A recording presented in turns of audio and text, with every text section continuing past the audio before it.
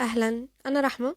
تعالوا نعيش النهارده يوم مش مثالي خالص لبنت في بدايه العشرينات ولسه بتحاول تفهم هي عايزه ايه. في الحقيقه انا كنت متردده شويه اني اعمل الفلوجز دي لانها مش هتكون بالمثاليه ولا الانضباط اللي السوشيال ميديا دايما بتصدره لنا.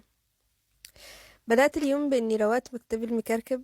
وطول ما المكتب مكركب الصراحه فانا كمان دماغي بتكون مكركبه. ورحت مليت ازازه الميه وعملت كوبايه شاي على امل ان مشاكلي كده هتتحل. وبدأت أرتب في الأقلام وأسيب بس النوت اللي هحتاجها وأشيل الباقي وأروق كل حاجة على المكتب. وبعدها قررت كمان أشيل المفرش وأحط مفرش تاني. وبس حطيت الحاجات اللي هحتاجها ورشيت معطر على أمل إن الحياة برضو هتبقى وردية وكده يعني. يلا ما علينا. وبعدها بدأت حوالي 2 الظهر، وأصلا كان المفروض أروح الجامعة وما روحتش، ولأني عندي ضيق المثالية وإني لازم أبدأ مع الشروق، فالطبيعي بتاعي بيبقى في الأيام اللي زي دي بيبقى بالنسبة لي كده اليوم باظ، وبقعد بقية اليوم أضيعه أو أمسك الموبايل مبعملش أي حاجة وأقول هبدأ تاني من بكرة.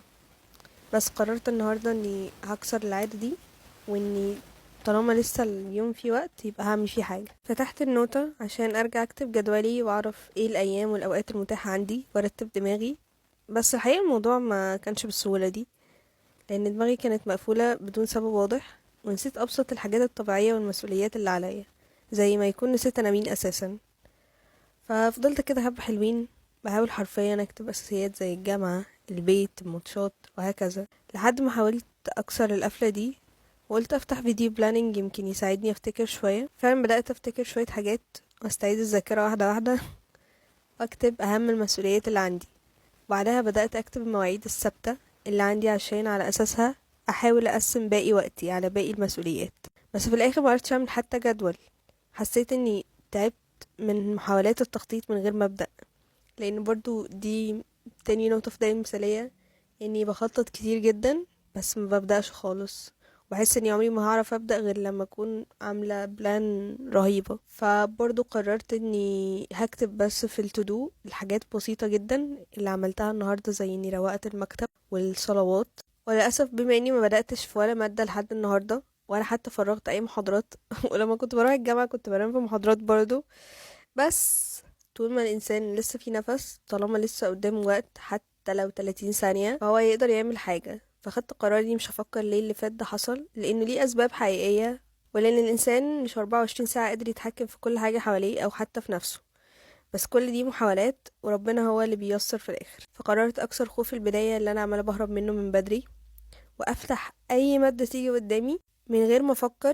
وقد ايه انا راكمت وما سمعتش الكلام لما الكل قال لي لازم ما تراكميش السنه دي، وقلت هبدا وخلاص. وفعلا بدات بقرار اني هحط وقت قليل، واني لو خلصت الوقت ده فانا كده انجزت وخلاص، لو عايزه ما اكملش مش هكمل.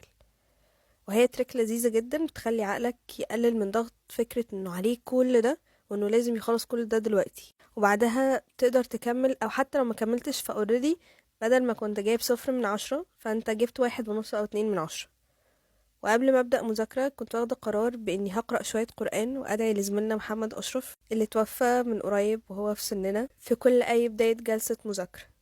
ودي من الحاجات اللي اتعلمتها من كتاب Atomic Habits، وهي ربط أي عادة مش ثابتة عندك بعادة ثابتة، زي مثلا إنك تقرر تلتزم بشرب المية بعد ما تتوضى قبل كل صلاة، لأن الصلاة عادة ثابتة لكن شرب المية بننساه. وبعدها بدأت أول جلسة، والفترة دي كلها هتبقى بس مجرد تفريغ للمحاضرات مش مذاكرة لسه. وده برضو بيساعدني إني محسش بضغط كبير قوي على عقلي وإني لازم أقعد أحفظ وأعمل كل حاجة في نفس الوقت ده. وبعد ما خلصت قمت صليت العصر وشفت فيديو كبريك عشان احاول اقلل من اني امسك الموبايل، بس مسكته برضه عادي. بس جيت عشان ارجع تاني، بس دماغي كان ليها رأي اخر وسحلتني في دوامة من الافكار والتساؤلات اللي مش بتخلص ومش دايما بنعرف نغلبها، واحيانا احسن حاجة نعملها هي اننا نتقبلها.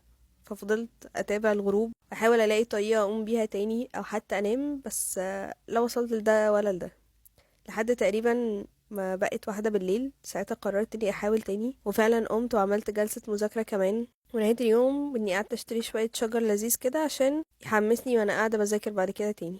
الهدف من الفلوجز دي هي محاولة تقدير الستبس الصغيرة، ومراعاة اننا مش كل يوم بنقوم الصبح كلنا نشاط ولا اي حاجة، واننا نحاول في الايام الصعبة دي لو مجرد تظبيط المكتب فده بيكون انجاز ما نستقلش بيه. وكده كده كلنا مش في تراك واحد ولا بنعيش نفس الظروف، فما تحكمش على نفسك انت ليه مش شبه حياة ده او دي، ولا قادر تقعد تذاكر وتعيش زيهم. احترم مرحلتك ووقتك. وانا كمان ده اللي بحاول اعمله. كان نفسي اقول ان انا حتى في healing process، بس في الحقيقة انا بكتشف ايه المشاكل اللي بتوقف حياتي من غير ما اقدر اتحكم فيها. وهي الحقيقة رحلة صعبة، اتمنى اي حد يمر بيها تكون خفيفة عليه.